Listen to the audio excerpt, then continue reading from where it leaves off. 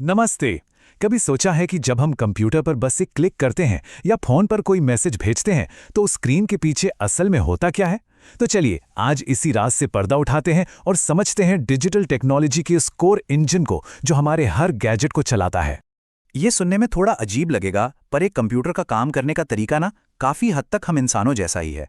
जैसे हम अपने इंद्रियों से चीजों को महसूस करते हैं, फिर दिमाग में उस पर सोचते हैं, बोलकर या लिखकर जवाब देते हैं और जरूरी बातें याद रखते हैं। बिल्कुल वैसे ही कंप्यूटर के पास भी ये 4 कदम होते हैं: इनपुट, प्रोसेसिंग, आउटपुट और स्टोरेज।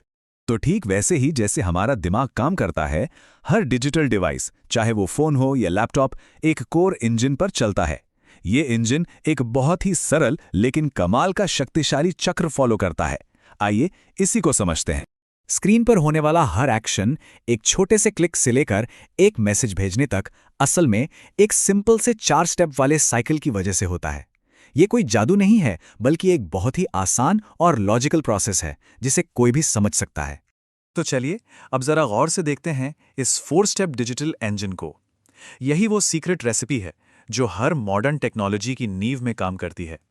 ये हैं वो 4 सिंपल से स्टेप्स। पहला इनपुट, दूसरा प्रोसेस, तीसरा आउटपुट और चौथा स्टोरेज। सच कहूं तो सारी कंप्यूटिंग की कहानी बस इन्हीं 4 शब्दों में है। और देखिए ये स्लाइड पूरे साइकिल को कितने अच्छे से दिखाती है।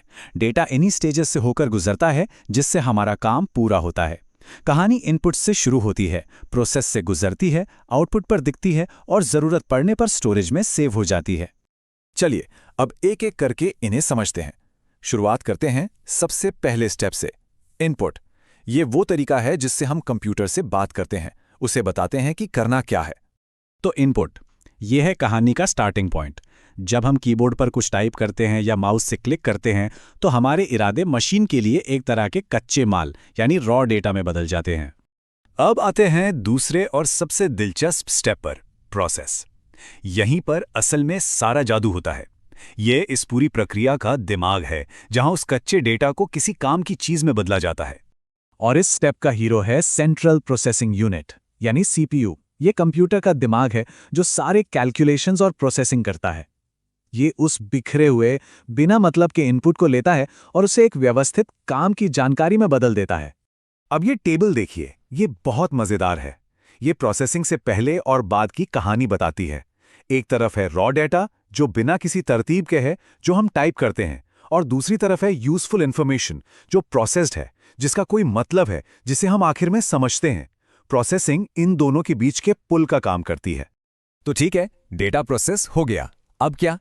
अब आते हैं साइकिल के आखिरी हिस्सों पर, आउटपुट और स्टोरेज। यहीं पर हमें अपनी मेहनत का फल दिखता है और उसे भविष्य के लिए सहेजा जाता है। आउटपुट का मतलब है रिजल्ट, वो यूजफुल जानकारी जो हम तक पहुंचती है।